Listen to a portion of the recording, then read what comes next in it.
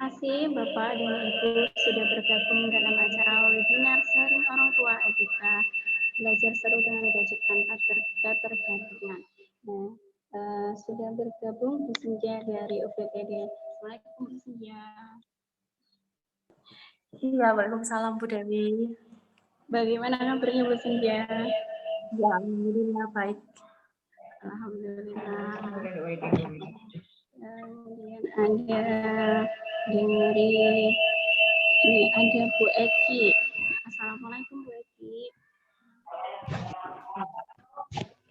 Waalaikumsalam Bu Dewi. Sudah lama tidak bertemu ini. Iya Bu, kangen saya. Sehat? Ini suaranya agak mendengung. Agak mendengung. Oh ya, terima kasih Pak Eki.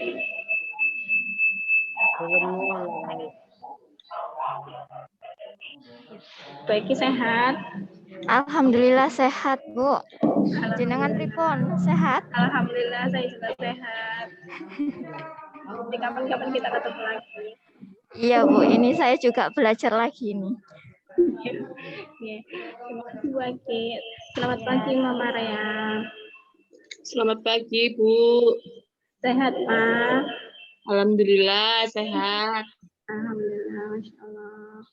Kemudian ada dari Ibu Melati Perhus. Assalamualaikum Bu. Waalaikumsalam. Alhamdulillah. Sehat Bu? Alhamdulillah sehat. Alhamdulillah. Selamat bergabung Bu dalam acara webinar kami. Terima kasih. Ya. Kemudian ada Bu Nana. Assalamualaikum Bu Nana. Waalaikumsalam Bu Dewi. Sehat Bu Nana? Alhamdulillah. Alhamdulillah, Masya Allah. Selamat bergabung Bu Nana. Ya, terima kasih Bu Dewi. Lalu ada Ibu Lailatul Munawaroh. Assalamualaikum Bu. Waalaikumsalam warahmatullahi wabarakatuh. Iya, kalau boleh tahu Ibu dari mana asalnya? Dari Mutiara Anak Soleh. Oh, dari Mutiara Anak Soleh. Ininya Bu Mai nggih. Iya, betul. Selamat bergabung Ibu. Semoga nanti Ya. mendapatkan manfaat dari webinar kami. Amin, ya sama-sama.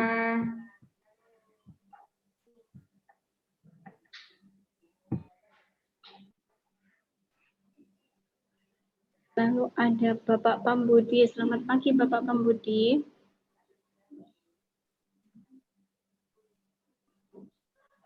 Selamat pagi. Iya. Izin gabung.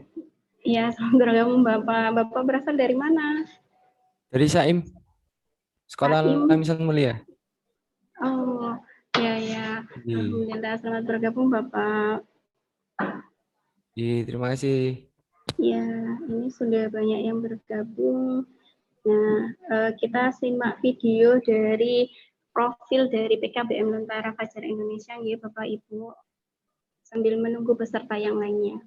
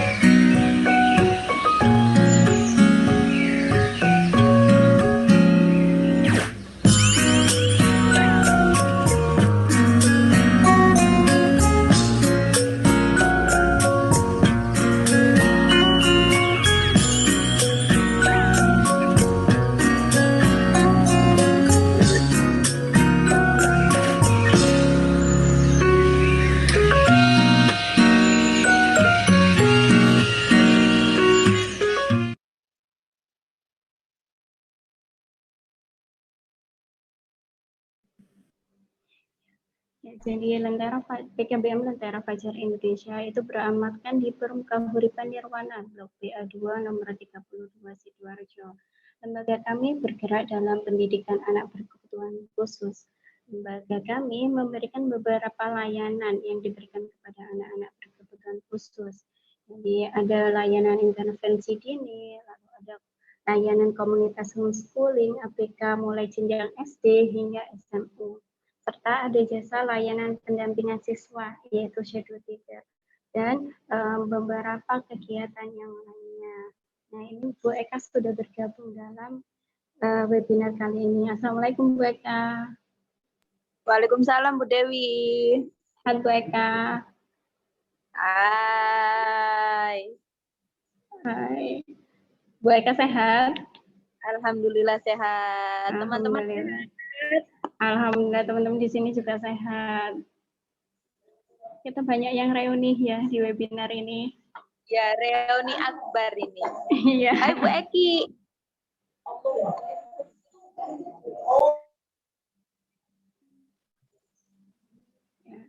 Selamat bergabung Bu Eka dalam webinar kali ini. Kemudian, nah ini ada Mama Mita dari SD Muhammadiyah Ikrom. Assalamualaikum Mama. Waalaikumsalam. Sehat Ma? Alhamdulillah sehat. Ya, bagaimana kabarnya Mbak Mita Ma? Alhamdulillah sehat. Alhamdulillah. Semoga nanti webinar kali ini bermanfaat untuk Mama dan keluarga. Ya. Amin, insya Allah.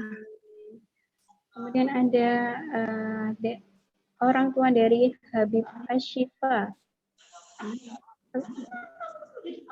Ini Habib Ashifa ini wali murid dari SD Muhammadiyah Ikram, nggih. Nggih, Bu. Alhamdulillah. Bagaimana kabarnya, Bu? Alhamdulillah baik. Alhamdulillah. Sehat, Bu, Mas Habibnya? Iya, ini barusan datang dari drive-thru ini. Oh, iya, ada. Oke, terima kasih, Mama. Ini ada Bu Hikmah. Bu Hikmah ini dari SD Muda. Assalamualaikum, Bu Hikmah.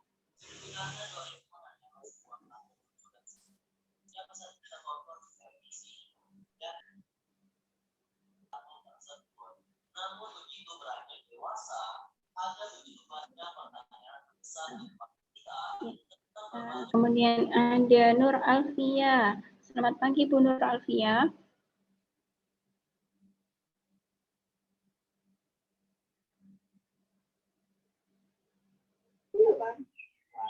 Ya, selamat pagi. Sehat Ibu?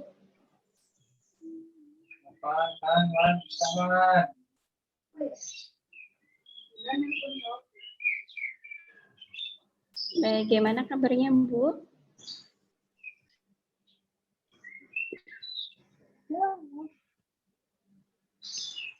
Aku mana? Sebentar, Nak.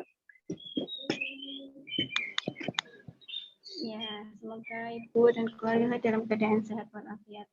Baik, sudah pukul 10.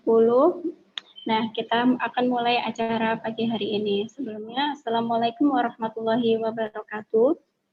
Waalaikumsalam warahmatullahi wabarakatuh. Terima kasih untuk para peserta webinar yang sudah bergabung. Semoga dalam waktu 1 jam ke depan kita mendapatkan manfaat dari webinar ini. Amin. Selamat pagi dan salam sejahtera untuk kita semua. Semoga gambar Bapak dan Ibu tetap dalam keadaan sehat walafiat. Lalu, perkenalkan nama saya Dewi Krisnawati, selaku moderator pada webinar kali ini. Salam kenal semuanya. Insya Allah selama 1 jam ke depan kita akan belajar dan sharing bersama. Lalu untuk tata tertib pada webinar kali ini yaitu pertama, peserta diharapkan untuk mematikan mikrofon saat kegiatan berlangsung. Lalu peserta dimohon tidak membuat gaduh atau mengganggu jalannya acara. Selanjutnya, peserta dapat mengajukan pertanyaan melalui kolom chat atau kolom komentar yang berada di room. Selanjutnya, e-sertifikat hanya akan dibagikan kepada peserta yang telah mengisi form evaluasi. Form evaluasi akan kami kirimkan ketika akhir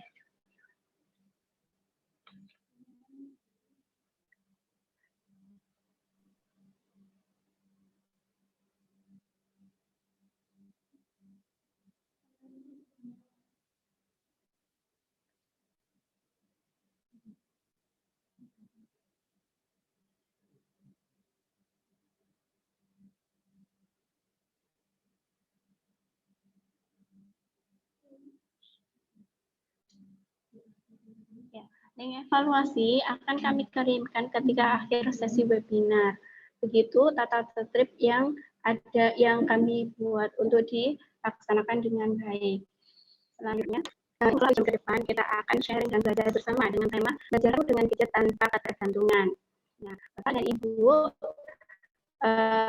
pada pukul 10:10 hingga 10:30 nanti kita akan menyimak pemaparan dari Bunda Mary selaku narasumber pada webinar kali ini.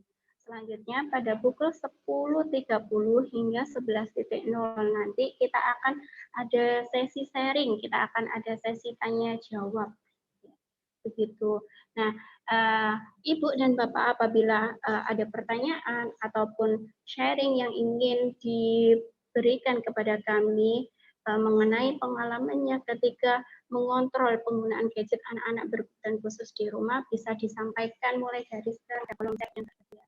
Nanti pada pukul 10:30 akan kami bacakan pertanyaan ataupun sharing dari Bapak Ibu.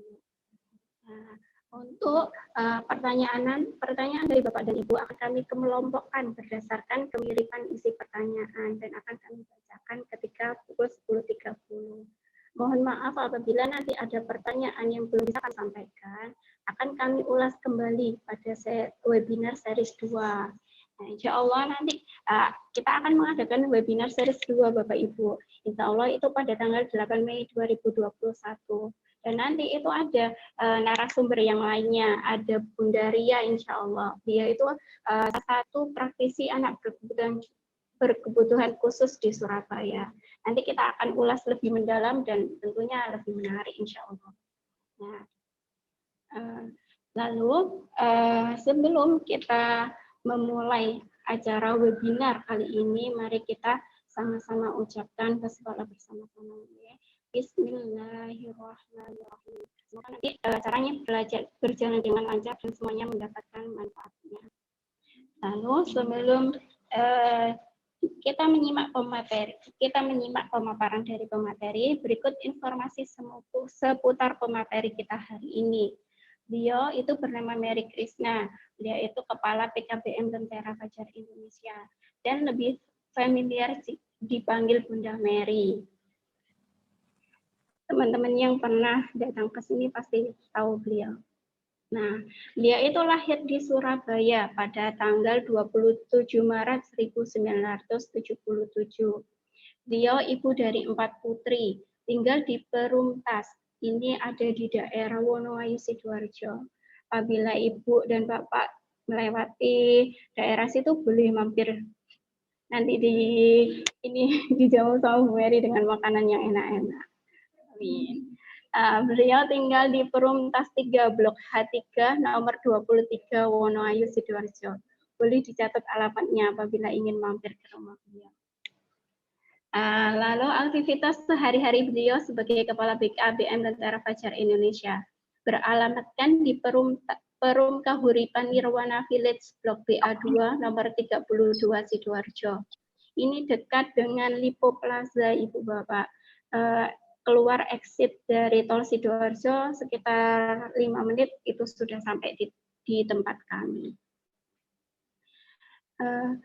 PKBM Tentara Fajar Indonesia bergerak di bidang pendidikan anak berkebutuhan khusus yang meliputi ada layanan intervensi dini ABK, lalu ada layanan komunitas homeschooling ABK mulai dari jenjang SD hingga SMU.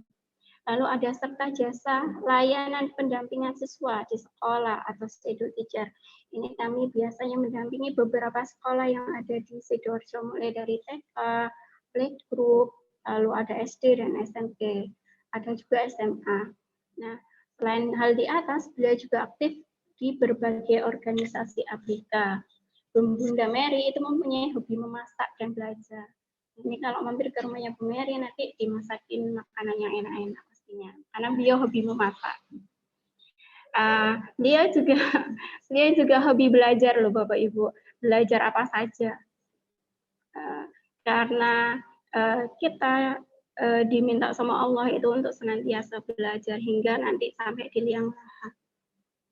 Lalu kemudian dan beliau itu mempunyai dan mulai awal memang mempunyai ketertarikan terhadap pendidikan anak berkebutuhan khusus, sehingga beliau itu mengambil S1 psikologi.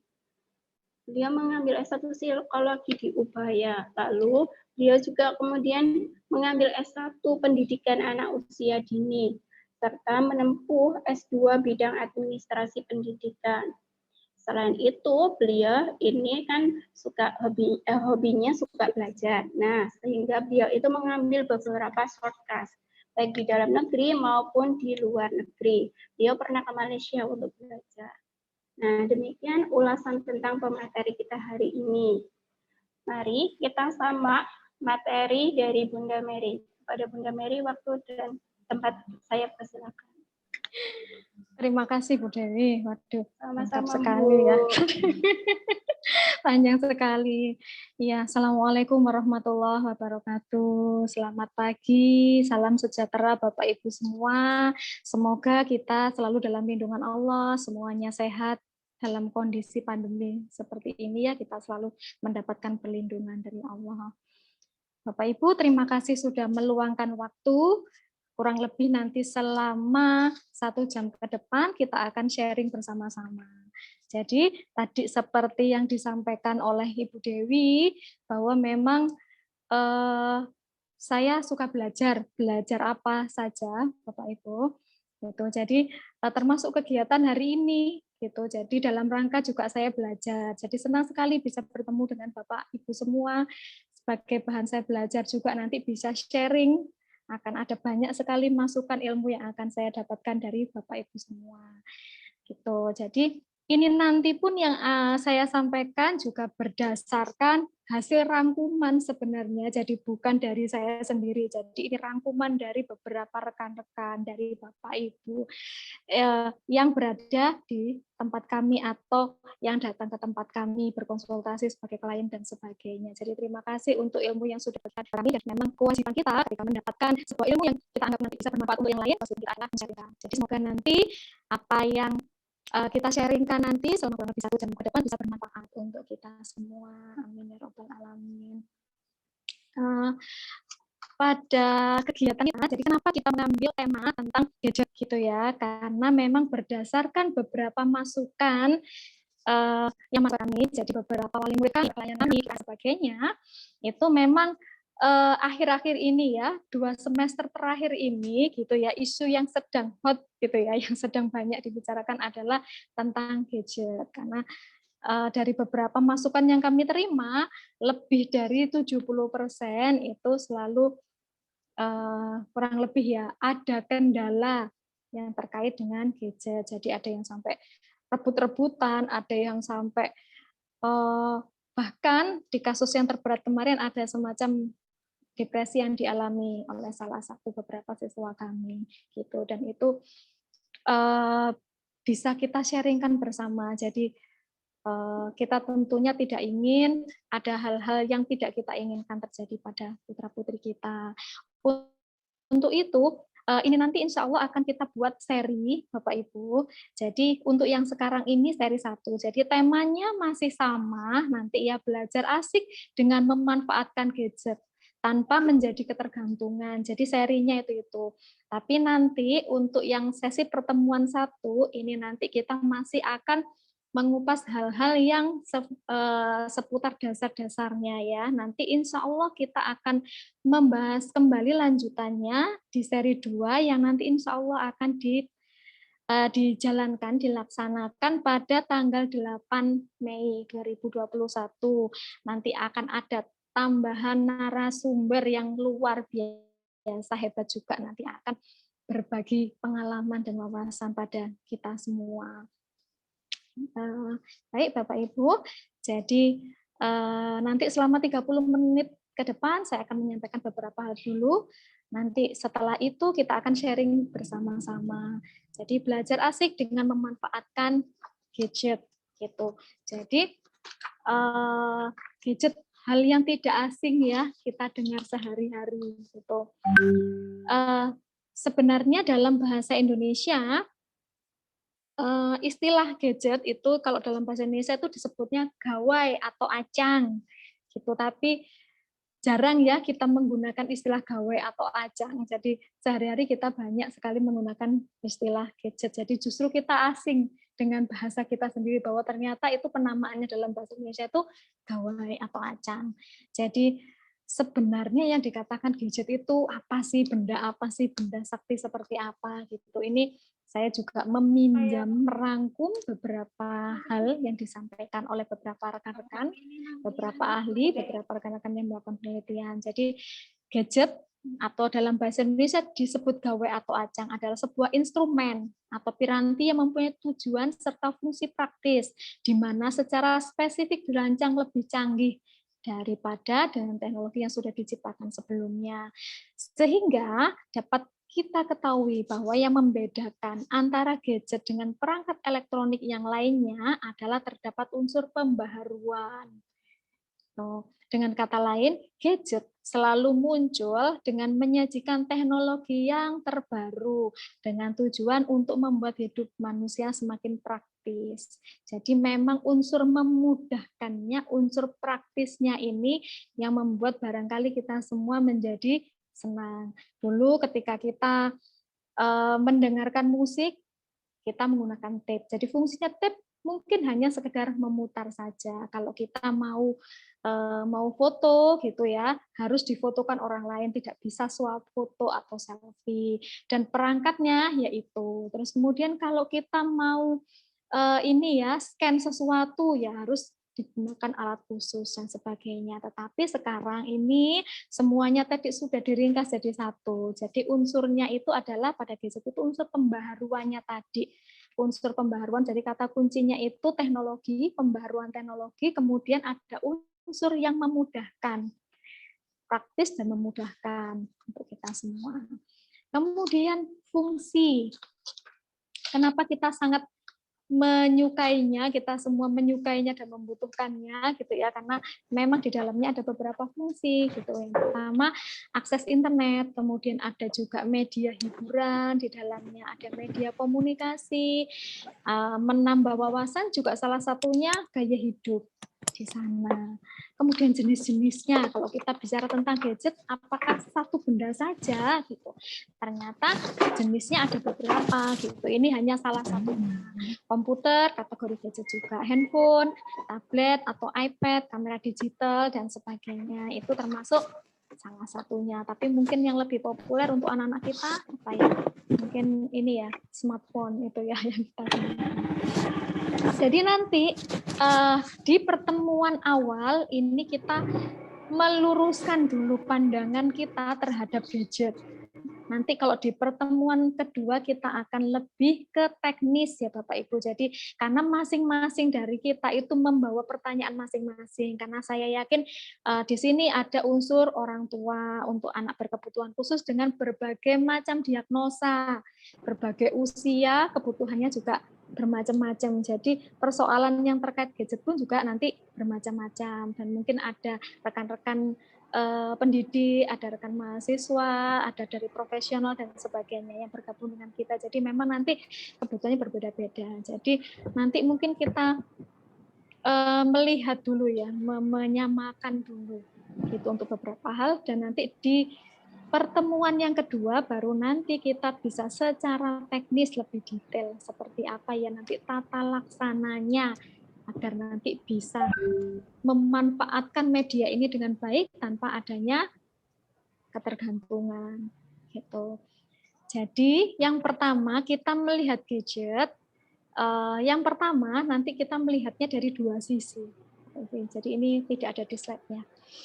Jadi kita melihatnya dari dua sisi. Yang pertama, nanti kenapa sih selama ini ada yang sangat menggemarinya dan ada yang antipati gitu ya. Jadi berusaha diet sebegitunya gitu menjadi anti dengan gadget. Ada beberapa yang seperti itu. Jadi memang nanti kata kuncinya itu kita adalah bijak. Bijak itu tepat menggunakan secara pas gitu. Nanti kata kuncinya ada di situ. Jadi nanti yang pertama itu dari gadget sendiri, selain nanti kita lihat ya, ada sisi positifnya dan ada sisi negatifnya nanti. Jadi kita nanti harus berimbang ya.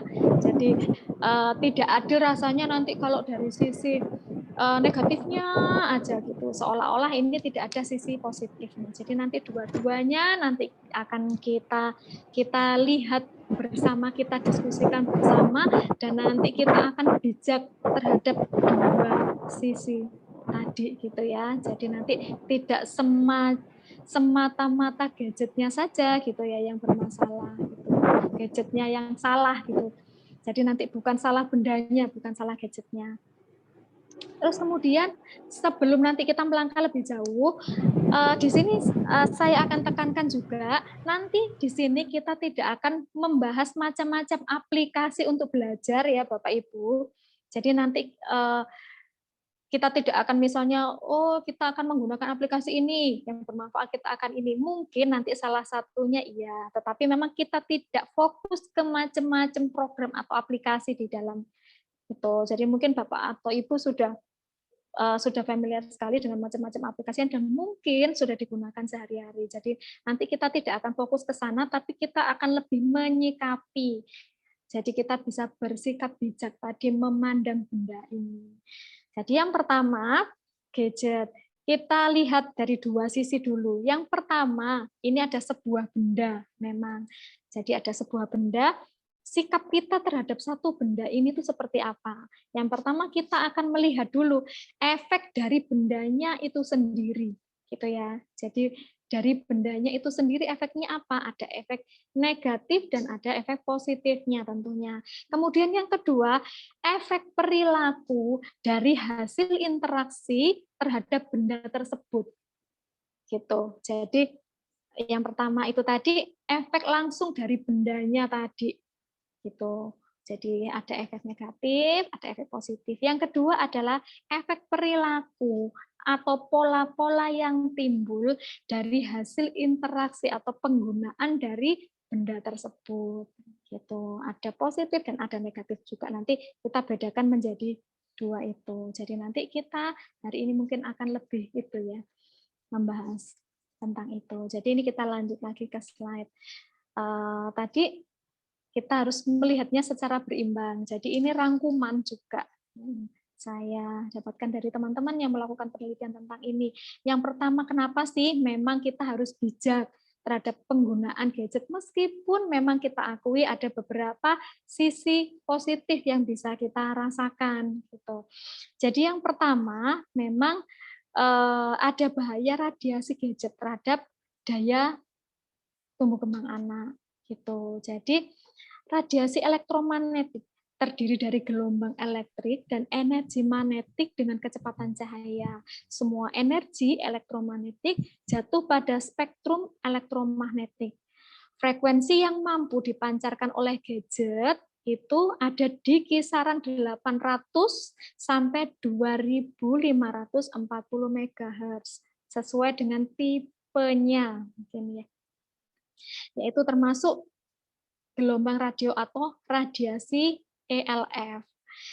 Jadi meskipun efeknya tidak sedahsyat sinar X ya, tapi bukan berarti radiasi gelombang RF ini tidak berbahaya. Jadi tetap ada efeknya. Jadi radiasi RF mempunyai kemampuan untuk memanaskan jaringan tubuh, seperti halnya microwave memanaskan makanan. Jadi nanti penggunaan yang kurang bijak itu seperti itu. Makanya nanti salah satunya di belakang akan kita ulas bijak mengatur waktunya sesuai kebutuhan dan usia anak. Karena memang meskipun efeknya tidak akan dirasakan langsung, memang tidak mematikan, tidak berbahaya secara langsung, tetapi memang nanti ada efek jangka panjang. Karena memang pemakaiannya kita tahu sehari-hari kita tidak lepas dari pemanfaatan benda ini dan dalam jangka yang panjang. Jadi nanti memang kita harus mengatur sedemikian rupa. Dan mungkin nanti di seri ini juga, ini masih dalam tahap membahas ya, masih melobi teman-teman memang yang berkompeten di bidang ini ya. Jadi di teman-teman nanti yang memang ahli di bidang seputar gelombang radiasi dan sebagainya, mungkin nantinya kita bisa duduk bersama juga. Karena kemarin juga ada beberapa keluhan juga dari orang tua. Saya tahu Ibu bahwa ada efek yang kurang bagus dari gadget ini, terutama radiasi gelombangnya tadi. Tetapi bagaimana anak saya itu harus mengikuti materi sepanjang hari. Jadi itu tidak kami ikuti. Jadi yang biasanya pertemuan di sekolah pukul sekian sampai sekian itu jamnya kurang lebih sama. Jadi anak saya itu harus ini ya, jadi harus tetap menghadap lihat screen itu selama sekian jam terus-menerus. Lah ini seperti apa? Karena kan memang tidak bisa ditinggalkan. Lah ini nanti mungkin salah satunya mungkin nanti di seri yang berikutnya masih dengan tema yang sama, karena di tema ini banyak hal sekali yang nanti menarik. Kita mungkin bisa duduk bersama dengan rekan-rekan yang lain ya. Jadi nanti ada pedagog, ada psikolog, dan ada teman-teman memang yang ahli di bidang ini ya, energi elektromagnetik. Jadi kita nanti bisa duduk bersama-sama, insya Allah nanti semoga bisa terrealisasi. Kemudian, jadi ada efek memanaskan tubuh kita ya, seperti halnya microwave yang memanaskan makanan. Jadi salah satu efek radiasinya ke tubuh kita itu. Dan radiasi tersebut dapat merusak jaringan tubuh ketika memang nanti pemakaian jangka panjang. Karena tubuh kita tidak dilengkapi sistem ketahanan untuk mengantisipasi sejumlah panas yang berlebih akibat radiasi RF. Penelitian lain menunjukkan radiasi non-ionisasi termasuk gelombang RF menimbulkan efek jangka panjang, yaitu ada macam-macam penyakit ya ketika nanti jangka panjang. Kanker, tumor otak, Alzheimer, Parkinson, sakit kepala dan sebagainya gitu. Dan memang ini sesuai masanya ya.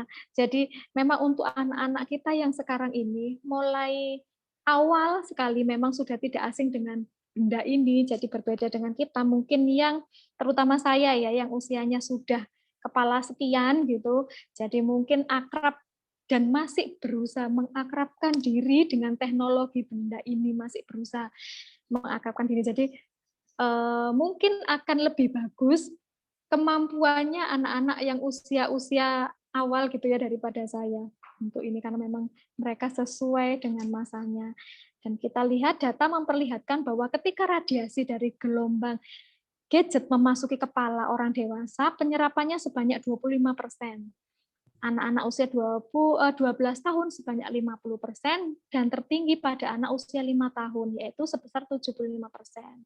Oleh karenanya, resiko radiasi ini akan lebih besar pada anak yang sudah akrab dengan gadget di usia dini. Sekarang tadi seperti yang saya sampaikan, kita harus ini nih melihatnya dari dua sisi gitu. Jadi nggak adil dong kalau memang dari sisi negatifnya saja, karena memang tidak bisa kita pungkiri banyak hal positif yang kita dapatkan dari gadget ini. Ini juga hasil rangkuman dari penelitian teman-teman juga, ini dari buku beliau. Jadi ada beberapa pengaruh positif dan negatif. Yang pertama kita lihat yang positifnya dulu. Yang pertama memang ada fungsi adaptif.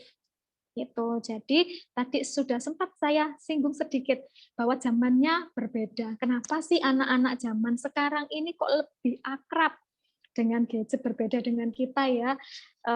Kita sering sekali menjumpai ada beberapa wali murid kami yang sharing. Jadi padahal ya Bu Mary, menurut diagnosanya anak saya itu ABK yang dengan tingkat intelijensi yang sekian dan sepertinya nggak ngerti gitu. Tetapi herannya ya Bu, kalau dengan diberikan smartphone gitu dia kok cepat sekali, tidak pernah saya ajarkan, tiba-tiba dia bisa otak-atik ini, itu, cari ini, itu, dan sebagainya, tanpa saya ajarkan. Berbeda ketika saya mengajarkan hal-hal yang lain di luar itu, kecepatannya kok berbeda.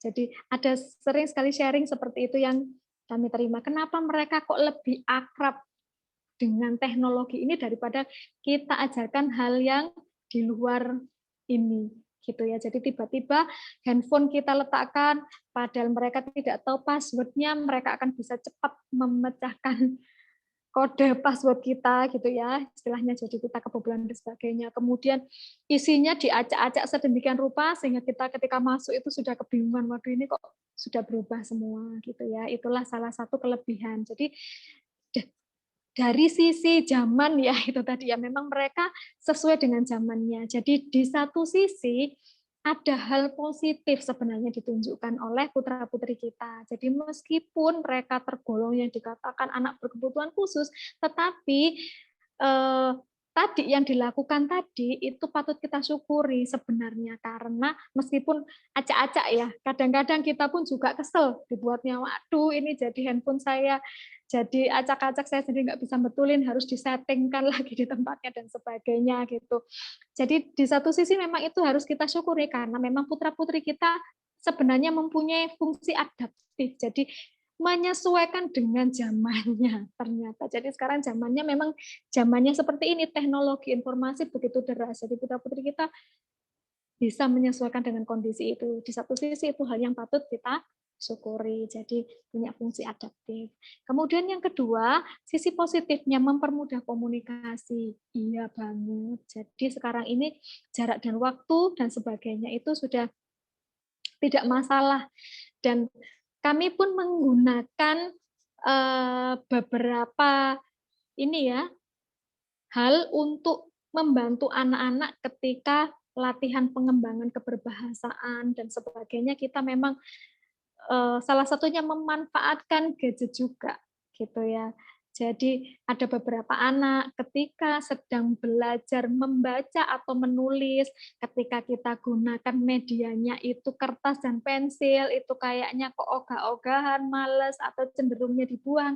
Tetapi kalau kita nulis gitu ya, diminta menyapa gurunya gitu melalui WA dan sebagainya, itu lebih mau nulis. Kemudian balasan dari gurunya tadi bersedia dibaca oleh anak dan sebagainya gitu. Jadi terus kemudian ada lagi beberapa hal yang anak itu kesulitan sekali berkomunikasi secara tatap muka langsung dengan orang. Jadi tidak banyak kata atau kalimat yang muncul atau bahkan nunduk, tidak mau menatap dan sebagainya. Tetapi ketika menggunakan media itu akan lebih bisa, karena mungkin itu lebih mudah bagi anak karena tidak harus ada eye contact ya. Jadi itu beberapa hal yang bisa kita manfaatkan dan memang selama ini kami memanfaatkan juga yang seperti itu, tapi dengan memang beberapa batasan.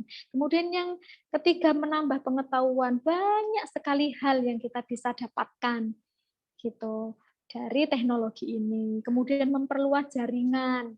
Jadi sekarang ini kita dengan mudah bisa mengakses ya, kita bisa memperluas jaringan kita bisa berjejaring dengan berbagai macam pihak. Jadi ada banyak kemudahan yang kita dapat. Kemudian membangun kreativitas. Ada banyak sekali program-program yang kita manfaatkan untuk mengembangkan kreativitas anak. Kemudian pengaruh negatifnya ini hampir sama seperti tadi yang sudah dipaparkan di depan. Jadi memang akan ada ketergantungan ketika memang kurang tepat gitu. Jadi memang kurang tepat dalam mengatur polanya gitu ya.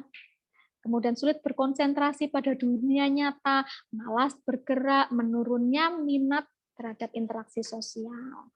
Itu beberapa keluhan yang muncul. Beberapa dampak negatif dari gadget untuk perkembangan anak, ini juga hasil rangkuman dari penelitian teman-teman.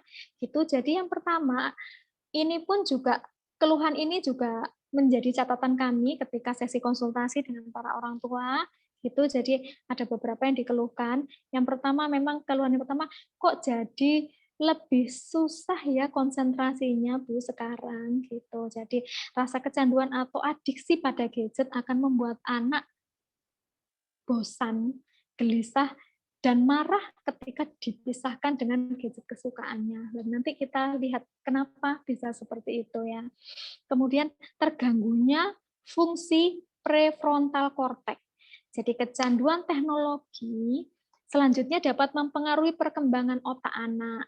Jadi prefrontal cortex adalah bagian di dalam otak yang fungsinya itu mengontrol emosi, kontrol diri, tanggung jawab, pengambilan keputusan, nilai-nilai moral yang lain. Jadi anak dengan kecanduan teknologi seperti game online dan sebagainya, jadi otaknya akan memproduksi hormon dopamin secara berlebihan yang akan mengakibatkan fungsi-fungsi dari PFC tadi ya, prefrontal cortex-nya tadi terganggu. Jadi PFC tadi fungsinya itu mengontrol emosi, kontrol diri, tanggung jawab dan sebagainya. Jadi ketika produksi dopamin itu luar biasa ya, tidak terkontrol, hal-hal seputar itu tadi memang yang akan menjadi efeknya. Kemudian yang ketiga itu introvert. Jadi ketergantungan terhadap gadget pada anak membuat mereka menganggap bahwa gadget itu adalah segala-galanya bagi mereka, gitu ya. Jadi mereka akan cenderung menjadi introvert. Selain daripada keterangan di atas, berikut ini merupakan dampak pengaruh yang lainnya. Jadi hampir sama sih, ada beberapa keluhan juga. Jadi menjadi lebih tertutup. Kemudian ada gangguan di mata, kesehatan mata, termasuk putri saya kemarin juga mengalami hal yang sama, harus sekian kali ke dokter mata dan memang harus diet ternyata. Itu tadi efek dari gitu.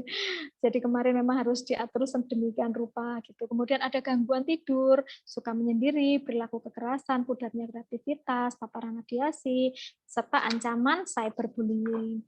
Kemudian berikutnya ini panduan kita. Jadi bijak penggunaan gadget. Jadi ada screen time. Jadi meliputi apa saja sih waktu-waktu ini. Jadi di situ mungkin bisa dilihat. Jadi mewakili semua ya yang berbau screen gitu ya. Jadi ada penggunaan televisi, smartphone, komputer, tablet dan game. Jadi ini semua itu kategorinya di itu tadi. Jadi televisi plus ini itu masuk dalam satu kategori. Sekarang kita lihat pada anak usia 3 tahun yang seharusnya seperti apa. Jadi di usia 3 tahun memang sebaiknya ini ya, di situ di cross ya, jadi no screen. Jadi memang sebaiknya masih bersama orang-orang dewasa, yang bersama dia harus eksplor banyak hal di usia sekitar 3 tahun. Kemudian pada usia 3-6 tahun, itu 1 hari, 1 jam. Gitu ya, jadi 1 jam per hari dengan sekali penggunaan itu 20 menit. Jadi nanti bisa dibagi ya. Jadi kalau sehari itu kan penggunaannya bolehnya 1 jam nih, kan artinya 60 menit. Berarti kalau setiap terminnya itu 20 menit, artinya boleh digunakan 3 termin, ini nanti bisa dibagi televisi, atau smartphone, atau yang lainnya ya, jadi bisa dibagi. Untuk selanjutnya 6-9 tahun, 2 jam per hari dengan 30 menit per terminnya. Untuk selanjutnya ketika di atas 10 tahun, 30-40 menit, itu panduannya. Sekarang ini apa saja yang bisa kita lakukan di rumah itu tadi kan itu kan yang seharusnya Bu. Lah ini sudah terlanjur atau kadung gitu ya bahasa Jawanya. Itu seperti apa kalau yang sudah terlanjur? Nah, itu nanti ada beberapa yang bisa kita lakukan. Kita nanti bisa memanfaatkan ada tata laksana perilaku yang bisa kita jalankan, tetapi memang nanti bertahap dan butuh kekompakan dari semua keluarga. Jadi yang pertama yang bisa kita lakukan untuk saat ini, yang pertama kita bisa melakukan langkah-langkah kecil yang nanti akan menghasilkan efek yang besar, Bapak Ibu. Jadi yang pertama kita bisa membuat peraturan yang tegas dan jelas untuk semua anggota keluarga. Kalau untuk putra-putri ABK kita, biasanya memang peraturannya ini kita buat visual, sejelas mungkin, ada gambar, ada keterangan, dan sebagainya. Ada misalnya kalau melakukan ini konsekuensinya apa, jadi itu nanti jelas gitu ya. Dan ini peraturannya untuk siapa saja, jadi untuk semua anggota keluarga. Gitu. Jadi nanti kita bisa buat nanti Kalau ada yang kurang jelas, biasanya kalau untuk wali murid kami sudah sering ya tidak asing lagi dengan tadi ya, dengan papan jadwal, dengan papan peraturan dan sebagainya. Nanti Bapak Ibu yang mungkin ingin tahu contohnya, insya Allah nanti di sesi berikutnya bisa kita berikan ya. Contohnya seperti apa sih kalau membuat peraturan yang jelas dan ini ya, visual, jelas, tegas untuk anak-anak yang berkebutuhan khusus. Jadi bisa difahami oleh mereka. Kemudian beri contoh positif dengan mentaati peraturan. Jadi memang peraturannya itu berlaku untuk semua, termasuk kita juga. Jadi nanti kita juga harus ikut diet. Gitu. Jadi tidak hanya berlaku untuk putra-putri kita saja, tapi memang nanti lebih manjur ketika kita pun juga menjalankannya. Saya sendiri juga sekarang sedang belajar, Bapak Ibu. Jadi sharing seperti ini bukannya sudah berhasil 100%, saya sendiri juga sedang belajar untuk saat ini. Lagi belajar juga diet, berusaha untuk ketika bersama anak-anak di rumah itu memberikan contoh yang baik. Tidak selalu pegang gitu ya. Jadi memang ada waktu-waktu tertentu memang yang sesuai peraturan tadi kapan dan di mana. Kemudian tentukan tempat dan waktu penggunaan gadget. Jadi di peraturan tadi sudah ditetapkan. Misalnya anak kita yang usia sekian, tadi ada berapa termin nih. Misalnya dibagi 3 termin, di jam-jam berapa saja boleh menggunakan. Dan itu yang jam sekian itu boleh televisi misalnya, yang jam sekian itu smartphone dengan panduan kita tentunya yang jam sekian misalnya boleh apa dan sebagainya gitu. Jadi ditentukan waktu dan tempatnya, tidak di semua waktu dan tempat boleh menggunakan fasilitas tersebut. Terus kemudian penetapan zona aman gadget. Ini kemarin saya juga yang sedang belajar karena kemarin saya terus terang salah juga gitu ya. Jadi saya memberikan contoh yang tidak baik untuk anak-anak saya gitu. Jadi di ruang di kamar saya gitu kemarin sempat ada televisi, jadi kadang-kadang penat capek gitu ya untuk penghantar tidur maunya itu ini gitu ya sambil nyetel gitu, tapi ternyata itu ditiru oleh anak saya, jadinya minta juga di ruangannya ada dan itu memang efeknya sangat tidak bagus. Ini kami sedang nyopoti semua TV yang ada di ruang-ruang yang tidak diperlukan, jadi memang hanya ada 1 atau 2 ruang saja dengan jam yang memang sudah ditentukan. Jadi memang biasanya yang kita hindari adalah kamar tidur dan ruang makan. Itu sebisa mungkin nanti area-area zona aman gadget. Gitu. Terus kemudian pembiasaan disiplin waktu untuk semua aktivitas dan pendampingan saat gadget time. Terus kemudian apa saja sih yang bisa kita manfaatkan ya? Jadi yang bisa kita manfaatkan adalah pengembangan pola interaksi sosial. Jadi nanti dengan media gadget ini kita bisa gunakan sebagai media terapeutik, sebenarnya nanti akan ada panduan-panduan sesuai kebutuhan masing-masing nanti. Jadi bisa mengembangkan pola-pola interaksi sosial. Yang kedua, mengembangkan keberbahasaan. Ini kan juga bagus ya. Ini nanti bisa jadi sarana terapi juga. Kemudian mengembangkan kemampuan praakademik maupun akademik.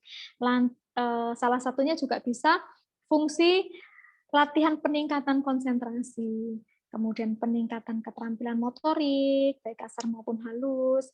Peningkatan cara berpikir yang sistematis. Ini juga sangat positif sekali. Serta peningkatan kreativitas. Jadi kurang lebih itu. Jadi kita melihatnya dari 2 sisi. Jadi memang ada beberapa yang kita bisa manfaatkan dan ada beberapa yang patut kita atur penggunaannya. Jadi kata kuncinya tadi bijak. Bijak itu pas sesuai penggunaannya. Jadi nanti kita tidak semata-mata menyalahkan saja bendanya ya. Ini gara-gara gadget, ini. Jadi tidak. Jadi kita seperti awal tadi yang saya sampaikan, jadi ada 2 hal yang kita lihat. Yang pertama efek dari bendanya sendiri. Tadi kalau efek dari bendanya sendiri, seperti yang sudah saya paparkan tadi, memang ada beberapa efek-efek negatif dan positif. Tadi ya ada manfaatnya dan juga memang ada efek radiasinya dalam jangka panjang. Itu efek dari bendanya sendiri. Yang kedua adalah efek perilaku dari hasil interaksi terhadap benda tersebut. Nah, ini biasanya yang agak kita lupakan. Sebenarnya ini nanti bocoran untuk termin yang kedua, tapi ini sedikit kita sampaikan ya. Jadi yang namanya ketergantungan dan sebagainya sebenarnya bukan karena efek bendanya langsung, tapi efek perilaku dari hasil interaksi dari benda tersebut. Gitu. Jadi contohnya misalnya ini kita tidak bicara tentang gadget. Misalnya ini contoh bendanya di luar gadget. Gitu. Kita sedang pergi jalan-jalan dengan putra-putri kita nge-mall nih ceritanya. Kemudian di sana anak kita nangis, teriak-teriak, marah-marah karena meminta mainan. Itu karena kita, waduh, ini kok teriak-teriak, bikin gaduh, saya malu dong. Akhirnya kita turuti, beli mainan. Gitu. Kemudian, tapi ketika kita membelikan mainan, kita pun sudah pesan. Hanya sekali ini ya, besok lagi kalau kita pergi, kakak atau adik kalau nangis seperti ini, teriak-teriak minta mainan, mama atau bunda tidak akan ngajak lagi. Kita udah pesen gitu. Ternyata di pertemuan berikutnya lagi, gitu ya, kita pergi lagi. Ternyata putra atau putri kita tadi melakukan pola yang sama, minta mainan dengan teriak. Terus kemudian kita sudah bilang, loh, kemarin mama sudah bilang loh, kalau teriak-teriak, nangis, bikin keributan, nggak diajak lagi.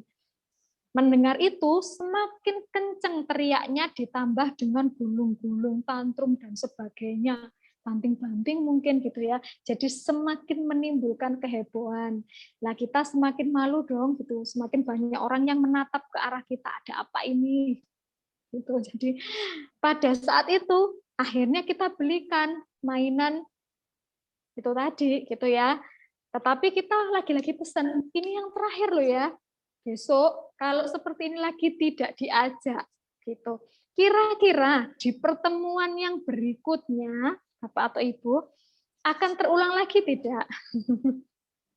Kurang lebih akan terulang lagi, gitu. Jadi sebenarnya apakah salah mainannya? Gitu. Jadi bisa jadi nanti gulung-gulung atau nangis tidak minta mainan lagi, bisa jadi minta sesuatu yang lain. Jadi memang bukan salah bendanya. Jadi sebenarnya pola yang kita kembangkan ini. Sebenarnya masalahnya itu nanti ada di situ pola-pola yang kita kembangkan. Jadi ketika kita mampu dengan tepat mengatur pola-pola ini, insya Allah yang namanya tadi ya efek-efek negatifnya termasuk salah satunya ketergantungan itu tidak akan terjadi. Waduh Bu, ini sudah terlanjur. Anak saya sudah terlanjur dengan pola itu, terjebak pola judulnya. Apa yang bisa kami lakukan? Nanti kita akan sharing bersama-sama. Jadi ada tata laksana perilaku namanya. Ini insya Allah efektif biasanya kita gunakan untuk anak-anak. Jadi dikembangkan oleh Profesor Ivor Lovelace kurang lebih tahun 60-an ya di UCLA. Jadi ini lebih familiar disebut teori ABC. Biasanya orang-orang banyak menyebutnya teori ABC, karena ada antecedent, ada behavior, dan ada konsekuensi. Jadi nanti kita pinter-pinter main di pola-pola ini untuk ngatur tadi ya, agar efek-efek negatif tadi termasuk ketergantungan tidak terjadi. Baik yang di usia awal, di tengah-tengah, atau yang memang sudah terjadi ketergantungan, bisa kita gunakan pola-pola penerapan ABC ini. Nanti bisa kita jalankan. Jadi kita pinter main. Antecedennya apa nih? Dari perilaku yang ada, konsekuensi apa yang bisa kita terapkan sehingga nanti behaviornya bisa seperti yang kita harapkan. Jadi teori ABC ini itu bisa merubah perilaku kalau dijalankan secara konsisten. Sekali lagi kuncinya konsisten, Bapak Ibu ya. Yang kedua, nanti bisa membuat pola-pola baru yang lebih positif. Sekali lagi kalau konsisten. Ini waktunya berjalan cepat, Bapak Ibu. Ini sudah dikode. Jadi kurang lebih itu dulu. Mungkin bisa kita sambung dengan sesi diskusi. Untuk itu kami kembalikan ke Ibu Dewi. Silakan Ibu Dewi. Ya, terima kasih Bu Mary atas pemaparannya. Baik, sekarang kita waktunya sesi tanya jawab. Apabila ada yang bertanya, bisa menuliskannya pada kolom chat yang tersedia. Monggo, Bapak Ibu, apabila ada yang ingin bertanya. Ini yang sudah masuk, sudah ada ya, Bu Dewi, di kolom yang ini, penanya yang sudah masuk, kira-kira. Oh, masih belum ada yang bertanya, Bu Oh Mary. gitu, masih terkesima. Ya, Atau monggo bisa ini mungkin lagi pada ngetik semuanya ya, lagi sibuk. Jadi sekali lagi itu tadi ya, Bapak Ibu, jadi intinya bukan bendanya yang salah, tapi tadi ya pola yang kita terapkan. Jadi ilustrasi yang saya sampaikan tadi ya. Jadi tadi seperti halnya anak gulung-gulung soal mainan dan sebagainya, bukan mainan yang salah atau benda yang diminta tadi yang salah, tetapi memang pola yang kita terapkan. Jadi akhirnya menjadi seperti itu. Dan kenapa anak-anak itu senang sekali dengan gadget kira-kira? Karena ketika kita menggunakan gadget, seolah-olah anak-anak kita atau kita itu menganggap dunia. Gitu. Jadi itu berbeda dengan jenis mainan yang lain atau berbeda dengan kehidupan nyata. Kalau kita di kehidupan nyata kita sekarang, kita harus mau tidak mau mengikuti peraturan yang ada. Tetapi kalau kita menggunakan media tadi, terserah kita peraturannya, kita yang menentukan peraturannya. Kita mau matikan, dia langsung mati. Kita mau cari apapun, langsung kita dapat. Kita mau berhenti di mana, juga bisa. Kita mau ulang bagian yang mana, juga bisa. Jadi itu yang membuat efek itu tadi ya. Jadi kalau kita masukkan ke teori ABC tadi, jadi sebuah behavior itu tergantung dari penyebabnya. Jadi ada pendahulunya dari sebuah perilaku itu. Dan kemudian ada konsekuensi dari perilaku tadi. Jadi kenapa tadi ada perilaku yang menetap misalnya. Contohnya perilaku yang menetap apa? Suka berlama-lama, tidak mau gadgetnya diambil. Gitu. Jadi kenapa? Kita nanti lihat antecedennya apa. Oh, ternyata ada pola berlama-lama karena di sana dia tidak diatur-atur. Dia bisa menentukan segala sesuatunya sendiri. Dia apapun yang diinginkan dia gitu ya itu bisa dapat. Makanya dia senang berlama-lama di situ. Kemudian konsekuensinya apa gitu. Selama ini mungkin kita masih belum menerapkan pola-pola yang konsisten. Jadi kadang-kadang diminta, kadang-kadang didisiplinkan, kadang-kadang pun tidak ketika kita sibuk. Nah, dari pola ini tadi memang akhirnya terjadi hal yang mungkin seperti sekarang. Ini sambil menunggu Bapak Ibu yang ingin berdiskusi. ini apabila ada yang bertanya, boleh menyalakan mikrofonnya langsung ya, Bapak Ibu. Ya, silakan. Ya, lebih.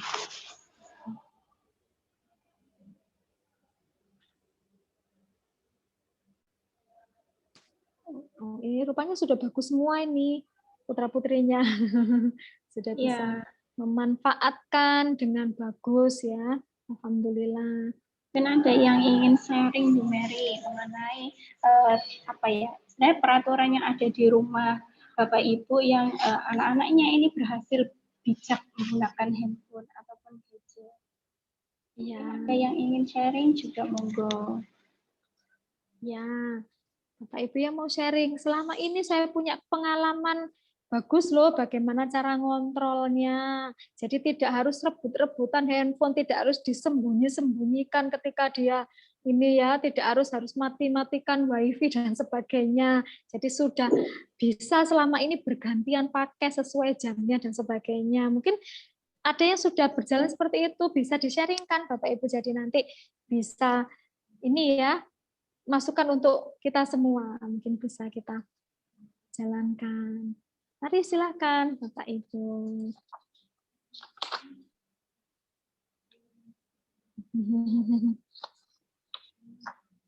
Ya. Terus kemudian ini sambil menunggu ya, masih proses mengetik ya Bu Dewi ya? Ya. Ya, ini sambil menunggu. Jadi ini ada beberapa ini ya penelitian yang dilakukan. Jadi ini menurut Lung gitu ya, Ini catatan yang dilakukan oleh Bapak Yuwanto pada tahun 2010, penelitian dilakukan oleh beliau, gitu ya. Jadi aspek-aspek kecanduan smartphone itu apa sih? Gitu. Yang pertama itu, jadi bagaimana sih yang dikatakan kecanduan itu, gitu, yang seperti apa? Gitu. Jadi yang pertama, inability to control craving. Jadi ketika sudah tidak mampu lagi mengontrol penggunaannya, gitu. Jadi kita bisa nanti lihat ya, putra putri kita di rumah atau bahkan kita sendiri, gitu. Jadi yang di tahap 1 ini apakah ya atau tidak, gitu ya? Apakah bisa mengontrol penggunaannya? Jadi apakah ketika hanya diperlukan saja kita gunakan, ketika sedang tidak diperlukan tidak digunakan, karena ada beberapa memang yang ketika tidak perlu pun kita masih otak-atik. Misalnya kita ada di sebuah pertemuan, kita ikut rapat atau bahkan acara seperti ini, gitu. Jadi ketika ada informasi yang masuk, gitu, kita pun masih tetap nggak bisa ketika tidak otak-atik. Nggak itu, gitu. Jadi itu tadi ya. Jadi kayaknya ada perasaan nggak enak ketika nggak pegang atau nggak buka. Jadi tidak ada pesan pun kita buka-buka hal yang lain. Jadi itu tadi ya, ketidakmampuan untuk mengontrol penggunaan salah satunya. Kemudian yang kedua, ada anxiety and feeling loss. Jadi ada perasaan, oh ya, monggo silahkan Bu Hikmah. Iya, iya. Saya bacakan ini Bu Bayi. Monggo. Bagaimana pendampingan penggunaan gadget bagi anak ABK yang sudah remaja? Karena kan kadang mereka lebih ahli dalam penggunaan gadget. Gitu, Mbak. Ya, betul sekali. Kita kadang ini ya, nggak mungkin juga ya. Terima kasih sebelumnya Bu Ima, mohon maaf. Terima kasih sebelumnya, luar biasa sekali super pertanyaannya Bu Ima, dan mungkin nanti bisa jadi bahan sharing untuk kita semua. Jadi memang pada remaja, antara kebutuhan dan bijaksana penaturnya. Karena memang ketika pada remaja, ini sekarang ini juga ketika kita berikan peraturan-peraturan, batasan dan sebagainya, memang ada alasan yang kuat. Loh, saya sedang belajar. Ini kan memang sedang sesinya. Jadi memang nggak bisa sesuai dengan jam tadi, yang mungkin kayak screen time tadi. Loh, kan saya sedang daring. Masa harus ikuti screen time, kan? Nah, seperti itu. Bagaimana kalau seperti itu? Gitu ya. Jadi kita lihat bagaimana cara pendampingnya. Ini kan sudah remaja, tidak mungkin kita ikuti terus, gitu ya. Masa remaja mau dilihatin terus sama orang tuanya di belakang lagi buka apa, lagi ngapain dan sebagainya, gitu. Tapi setidaknya yang pertama kita bisa tahu kapan memang itu digunakan. Tadi yang disampaikan oleh Lung tadi ya. Jadi ada beberapa aspek gitu ya. Dikemukakan oleh Lung sendiri untuk menyusun Mobile Phone Addiction Index atau MPAI. Jadi ada beberapa aspek.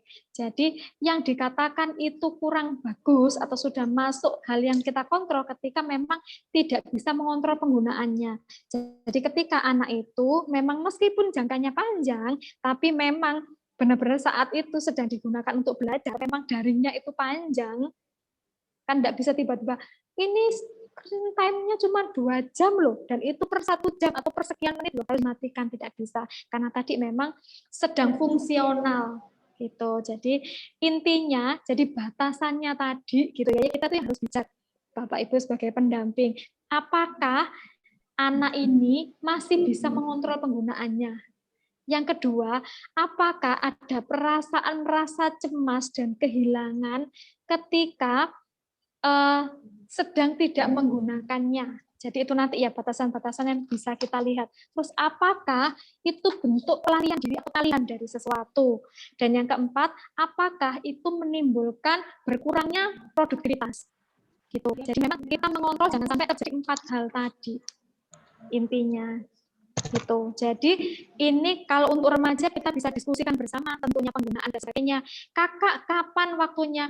Mohon maaf, ini remajanya remaja ABK atau bukan ABK, Bu Hikmah? Aku harus mau makan masakan. Ini kan enggak aku kuku kan aku. Bu Hikmah mungkin bisa ditambahkan informasinya ya. Secara umum memang hampir sama, tapi memang ada beberapa hal nanti yang agak berbeda ketika kita dengan remaja yang khusus dan remaja yang Bukan. Oh, tadi remaja khusus ya Bu Dewi ya, ditanyakan ya? Masih belum disebutkan, jadi hanya pendampingan penggunaan gadget bagi bagi ABK Bu Mary. Ya, Tapi tidak untuk anak. oke, ya pada anak khusus. Ya, Ya. kalau pada anak khusus memang kita harus ada peraturan yang jelas di situ. Jadi kita kan sudah tahu jadwalnya kapan saja daring, gitu. Jadi memang nanti ketika daring saja penggunaannya, dan ketika nanti mungkin ada tugas untuk melengkapi tugas-tugas di sekolah dan sebagainya, yaitu boleh menggunakan tentunya memang dengan pengawasan. Jadi memang kalau untuk apalagi remaja ya, anak khusus yang usia remaja, ini perpaduan yang sangat unik. Di satu sisi sudah kepengen mandiri, di sisi yang lainnya memang masih belum. Jadi memang masih butuh kontrol dari kita. Peraturan masih harus dibuat, Bapak Ibu, tetapi memang sudah berbeda lagi dengan ketika dia masih anak-anak. Ketika anak-anak, peraturannya bisa satu sisi dari kita, tetapi kalau remaja, peraturannya memang nanti kita harus berdiskusi bersama-sama untuk penentuan waktunya. Gitu. Jadi kita lihat Kak, ini kan jadwalnya ini. Jadi Kakak boleh menggunakannya di waktu jam sekian pada saat ini dan ini. Yang sisanya kita memainkan yang lain, kita beraktivitas yang lain, dan nanti kita buatkan struktur, kita buatkan jadwal. Karena sampai dewasa pun, individu berkebutuhan khusus itu masih akan sangat terbantu dengan penggunaan jadwal. Gitu. Ini ada pertanyaan baru Bu Mary yang masuk. Iya, Jadi, monggo. ini Assalamualaikum Bu Mary. Waalaikumsalam warahmatullahi Selama ini saya terus mencoba untuk tertib memakai gadget pada Satrio anak saya sesuai jadwal yang sudah dibuat. Namun ketika di luar jadwal dia melanggar tetap memakai HP-nya, Satrio selalu punya jawaban atau alasan yang membuat saya jadi memberikan lagi HP-nya di luar jadwal. Lalu salah satu alasan anak saya Satrio adalah, Umi, saya ini tertarik kuliah informatika, jadi saya mau coba program-program yang baru saya tahu. Kenapa kok tidak diperbolehkan? Gitu, Bu Mary pertanyaannya. Umi, terima kasih, Umi. Semoga selalu sehat, Umi. Kebetulan ini akrab sekali, ya. Saya Umi dan Satrio ini, alhamdulillah. Perkembangannya Mas Satrio bagus, semoga sehat semuanya, Umi.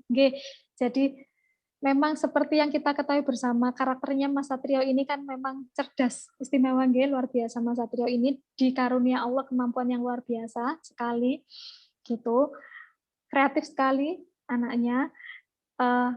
Memang jawaban seperti itu akan sangat memungkinkan Umi untuk disampaikan Mas Satrio. Jadi Mas Satrio akan sangat pintar sekali ya mengarahkan dengan alasan yang sedemikian rupa gitu ya, sehingga kita merasa tidak berkutik dibuatnya, seolah-olah jadinya kita yang salah gitu.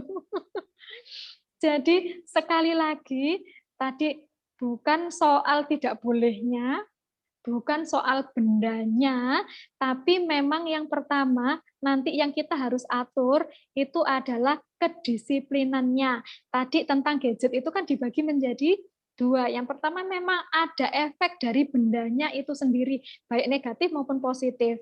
Ini nanti yang kita jelaskan sedemikian rupa, kita diskusikan dengan Mas Satrio. Nah, kenapa tidak boleh terlalu lama, jadi per termin itu hanya sekian menit, karena ternyata efek radiasinya itu menimbulkan ini, dan ini kalau jangka panjang, sekian bulan, sekian tahun, sekian ini nanti efeknya bisa ini, dan insya Allah Mas Satrio akan paham sekali. Tetapi nanti akan ada pertanyaan kedua, tetapi bagaimana dengan minat saya? Kan saya ingin ini dan sebagainya, gitu ya. Jadi tadi kan dua hal. Yang pertama kita berdiskusi tentang efek dari bendanya itu sendiri. Yang kedua nanti yang kita akan diskusikan Umi bersama Mas Satrio adalah itu tadi efek perilaku dari hasil interaksi terhadap benda itu sendiri. Nanti juga kita bisa diskusikan bersama. Jadi, nah Umi itu ingin putranya itu tumbuh sebaik mungkin. Jadi baik secara intelektual, sikap dan sebagainya itu berimbang. Nah, gitu. Keinginannya Mas Satrio bagus banget tadi ya. Berlama-lama toh juga mencari hal-hal yang positif dari gadget tadi, nggak cari yang aneh-aneh, itu bagus. Tetapi ketika kita ingin punya sikap baik, satu hal yang harus kita pegang, kita itu punya sikap disiplin. bahwa hidup kita itu semua itu harus sudah diatur, ada banyak porsi yang harus kita lakukan dalam hidup kita dan semua harus berimbang. Jadi kita harus mengembangkan diri di sisi ini, kita harus mengembangkan diri di sisi ini, dan sebagainya. Semuanya harus dilakukan secara berimbang agar kemampuan kita pun juga akan tumbuh berimbang. Karena Umi dan Abi ingin Mas Satrio tumbuh sebagai anak yang hebat, jempol, baik di sisi intelektual maupun sikap, gitu ya. Makanya itu tadi, semua hal yang dibutuhkan Mas Satrio harus diberikan pas, tidak boleh ada satu hal yang diberikan porsi lebih dan mengalahkan hal yang lain. Jadi itu tadi mungkin yang bisa dijadikan bahan diskusi Umi. Jadi soal pembagian waktu dan sebagainya. Jadi selain efeknya tadi diberikan, itu tadi soal sikap-sikap disiplin, sikap ini yang harus kita patuhi tadi. Gitu. Kurang lebih itu, mungkin yang lain ada pertanyaan lagi Bu Dewi? Ini masih belum ada pertanyaan Bu Mary dan berhubung waktu Iya, tapi waktunya memang habis. kita sayang sekali ya, waktunya kita dibatasi waktu, dan insya Allah nanti di sesi yang kedua Bapak Ibu masih tetap di seri ini ya, di seri belajar asik dengan memanfaatkan gadget tanpa menjadi ketergantungan. Nanti insya Allah di seri yang kedua akan ada tambahan lagi, jadi nanti saya masih akan tetap sharing, nanti ditambah insya Allah nanti ada Mimi Ria yang akan sharing bersama kita. Nanti kita akan secara lebih teknis, lebih masuk lagi di dalamnya gitu. Dan insya Allah nanti di seri yang berikutnya mungkin akan lebih lagi dengan menghadirkan pakar-pakar di bidang gitu. Saya kembalikan lagi ke Bu Dewi, silahkan. Terima kasih Bu Mary. Alhamdulillah demikian kegiatan webinar kali ini. Semoga kita semua mendapatkan manfaat berkah dari apa yang kita laksanakan selama 1 jam ini tadi. Ya, dapat disimpulkan bahwa gadget itu pada dasarnya baik. Gadget pada dasarnya itu memiliki banyak sekali manfaat. Sebagai media komunikasi, sebagai media pembelajaran untuk menambah pengetahuan, kemudian untuk sebagai media pembangun kreativitas. Namun gadget itu juga memiliki pengaruh, yaitu memiliki pengaruh positif maupun negatif. Jadi gadget itu bisa untuk mempermudah komunikasi kita, untuk bisa membangun interaksi sosial yang baik melalui media visual kayak gitu. Terus ada dampak negatifnya juga apabila kita menggunakannya secara berlebihan, kita bisa menjadi ketergantungan terhadap gadget, lalu kita akan kurang berminat untuk berinteraksi sosial dengan sesama. Terus kita akan sulit untuk berkomunikasi pada dunia nyata. Nah, sebaiknya kita sebagai orang tua, pendidik, dan yang lainnya itu bijak menggunakan gadget. Bagaimana sih kita bijak dalam menggunakan gadget? Kita bisa membuat peraturan yang tegas, yang jelas. Kapan kita bisa menggunakan gadget? Di mana kita boleh menggunakan gadget?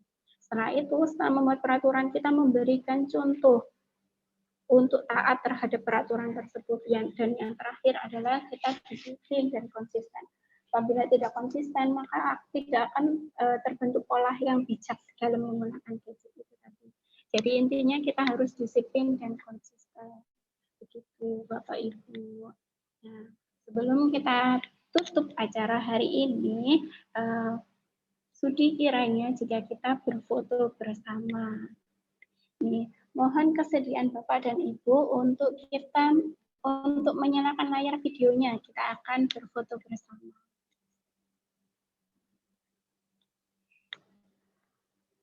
Oke, saya hitung ya Bapak Ibu. 1, 2, 3, cheese. Sekali lagi ya. 1, 2, cekrik. Ya, terima Terima kasih atas perhatian Bapak Ibu selama 1 jam ini. Semoga bermanfaat. Sampai berjumpa pada webinar series kedua nanti. Wassalamualaikum warahmatullahi wabarakatuh. Waalaikumsalam Waalaikumsalam warahmatullahi wabarakatuh.